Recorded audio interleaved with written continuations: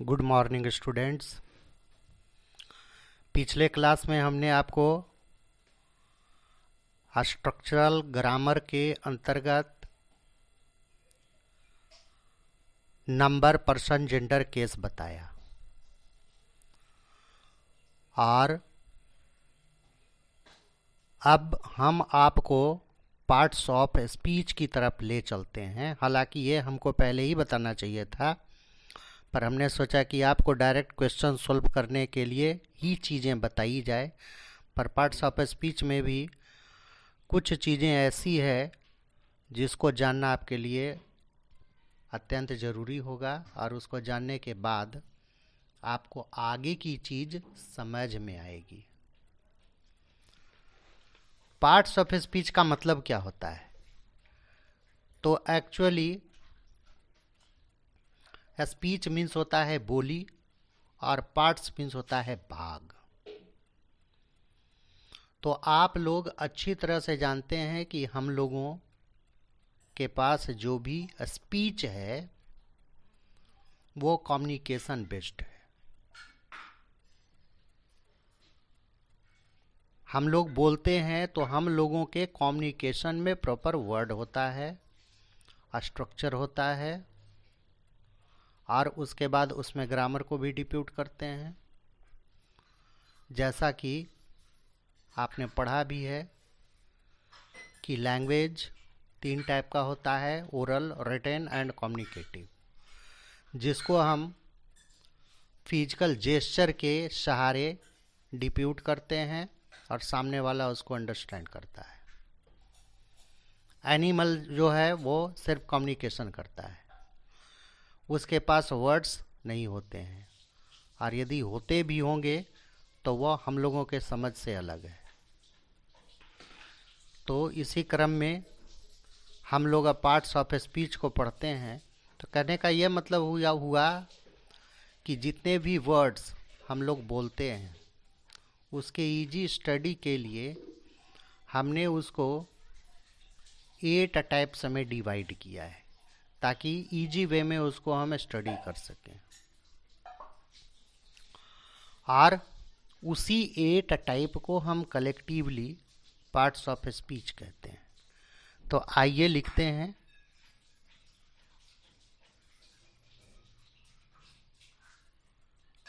Parts of speech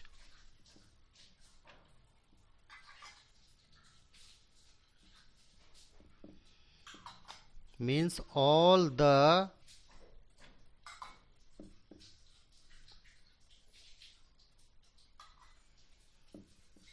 English words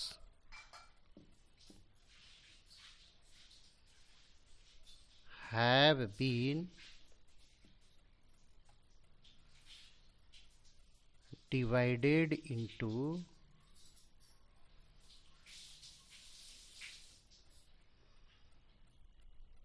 8 parts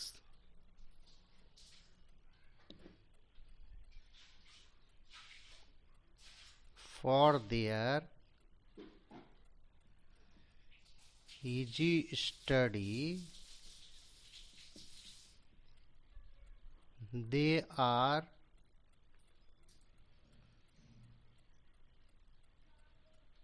collectively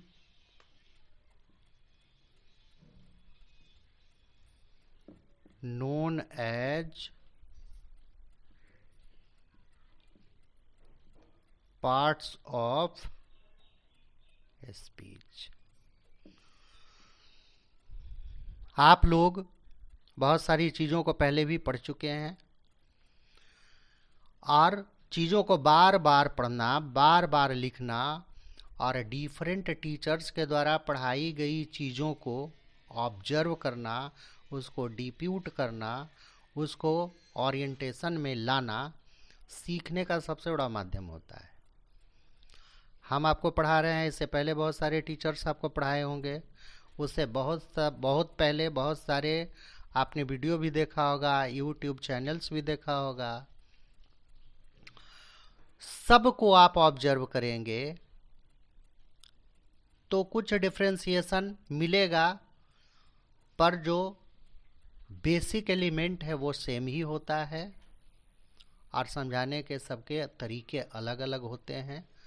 और यदि आप डिफरेंट टाइप में इसको पढ़ेंगे तो आपको बेटर वे में समझ में आएगा। तो देखिए, all the English words have been divided into 8 parts for their easy study. They are collectively known as parts of speech. सारे इंग्लिश वर्ड को इजी स्टडी के लिए 8 टाइप में बांटा गया है, उसी को हम लोग सम्मिलित रूप से पार्ट्स ऑफ स्पीच कहते हैं।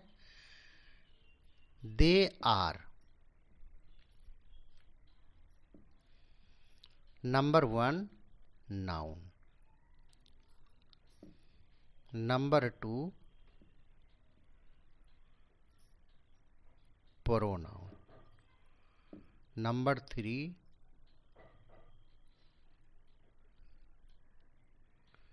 Adjective, number 4 verb, number 5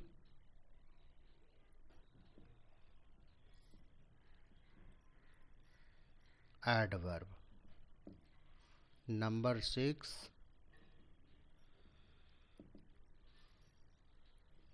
preposition,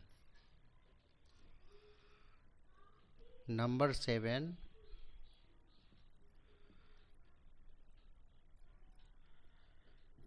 conjunction, number 8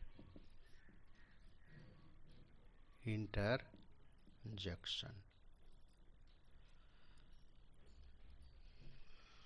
यही है noun pronoun, adjective, verb, adverb, preposition, conjunction और इंटरजेक्शन। अब हम आपको 1 बाय 1 बताते हैं।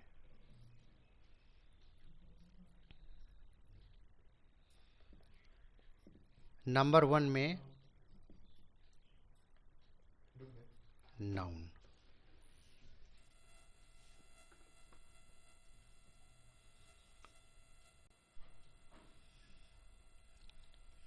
अब सबसे पहले हम आपको नॉन बताते हैं। तो इसके डिफिनीशन के अंतर्गत हम कह सकते हैं कि ईट refers to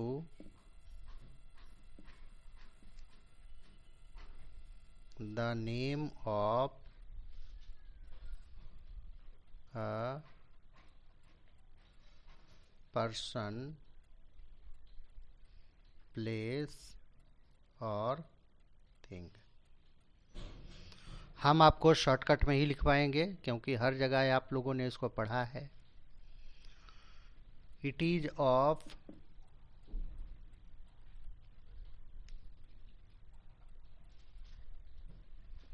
two types. Number 1 countable noun,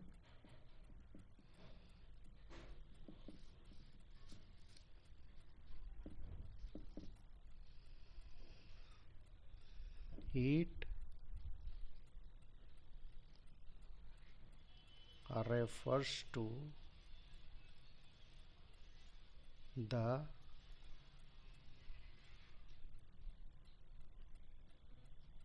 name of a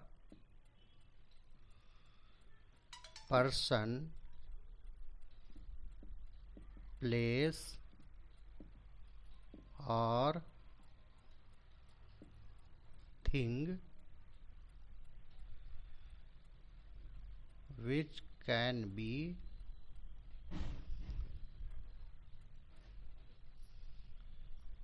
counted। It is of 3 types।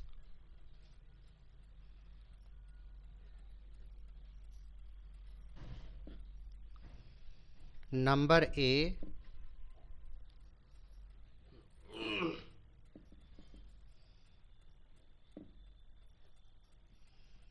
proper noun,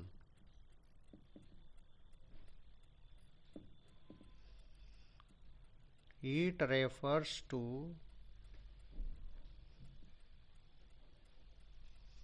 the name of a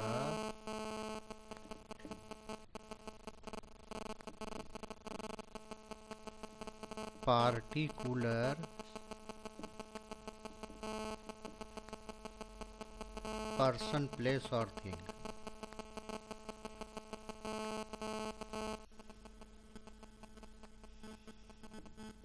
example में लीजिए गंगा,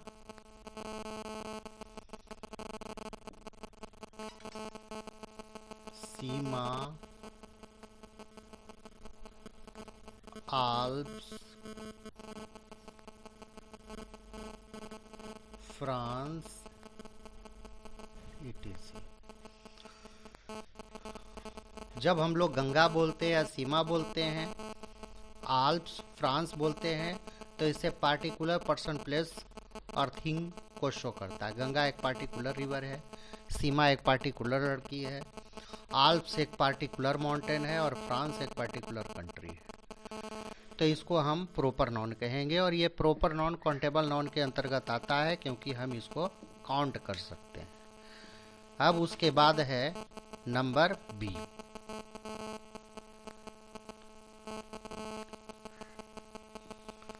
तो नंबर बी में हम लोग लिखते हैं common noun.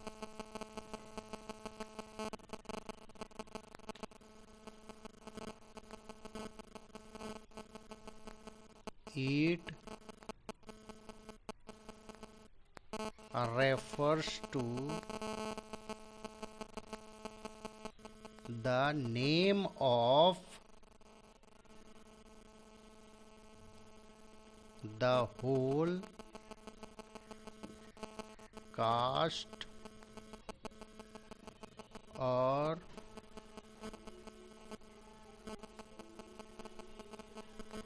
community of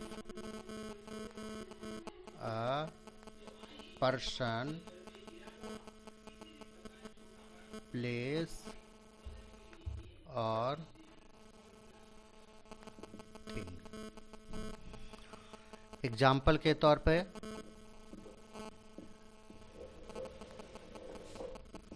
example में लीजिए animal, student, girl, bird, etc।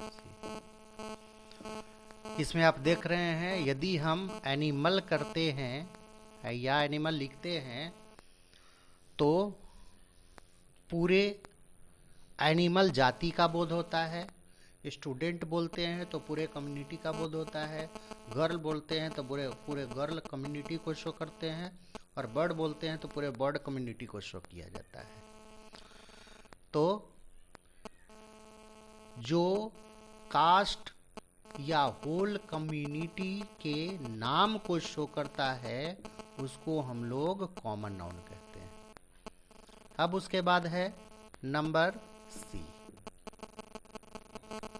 Collective noun.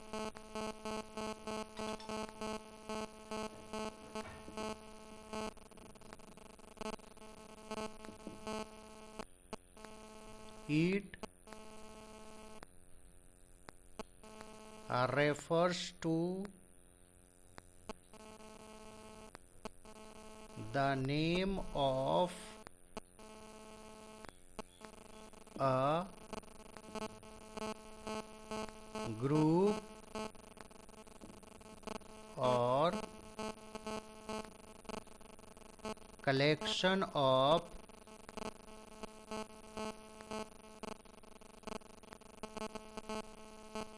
things।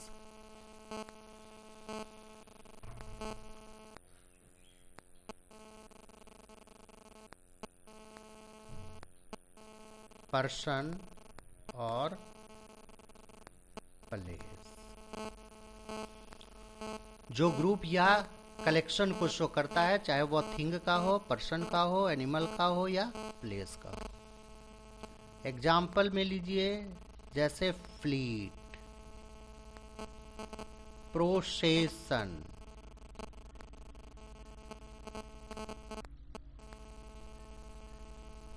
Crowd,